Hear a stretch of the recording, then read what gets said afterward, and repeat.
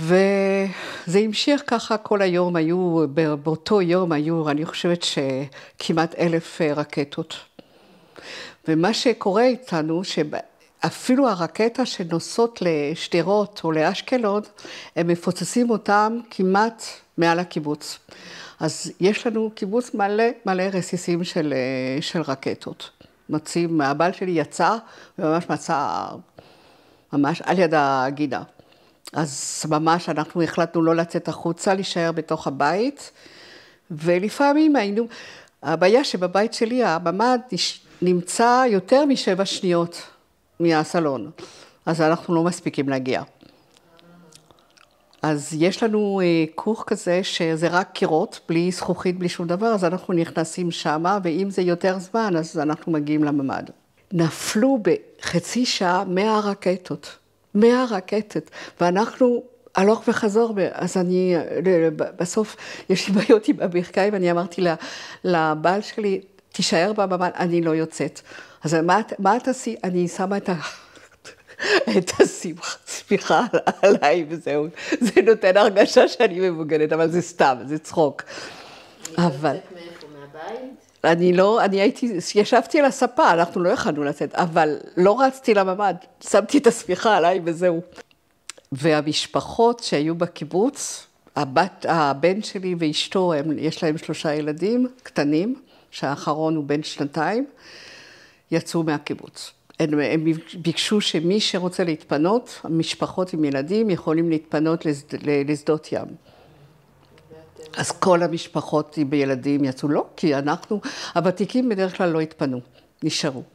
ואנחנו כל הזמן בטלפון, אתם יוצאים? אנחנו אמרנו לא, אנחנו לא יוצאים.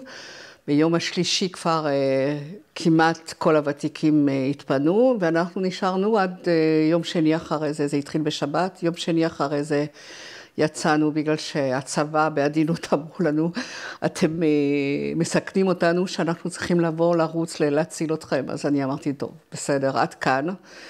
שאני מסכנת את עצמי זה בסדר, אבל שאני מסכנת מישהו אחר, אז לא. ואז מצאנו מלון בתל אביב, הם מצאו לנו מלון בתל אביב. אחרי כמה ימים היה הדבר הזה של החטופים. ואני מוכרחה להגיד שלי יש אח שנהרג באנטבה, והוא היה חטוף באנטבה, והיו צרפתים וישראלים. ואת הצרפתים שחררו, והוא לא הסכים להשתחרר, היה לו דרכון צרפתי. הוא לא הסכים להשתחרר, כי הוא אמר, ואני ישראלי, גם המחבלים אמרו, אבל יש לו 2 דרכונים, אנחנו לא מסכימים שהוא ישתחרר. אז הוא נשאר, וזה היה שבוע, אז גרתי בפריז. והיית בת כמה היית כשזה היה? הייתי בת 27, משהו כזה, והוא היה בדיוק בדרך אליי, הוא רצה בחופש הגדול, זה היה ביולי, בהתחלת יולי, הוא היה צריך לבוא אליי, לבקר.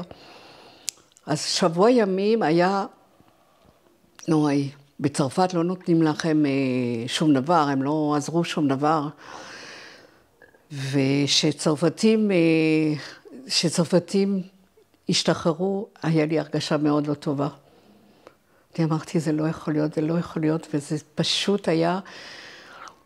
ואני זוכרת שזה ביום ראשון בבוקר, אין צנזורה פה לתת שמות מי שנופל. הייתי לבד בבית, הבעל שלי הלך לאמא שלו, לקחת את הילדה לאמא שלי, היא הייתה בת שנה כמעט, והייתי לבד בבית ושמעתי את השם שלו ברדיו, נהרג ז'אן ז'אק מימוני.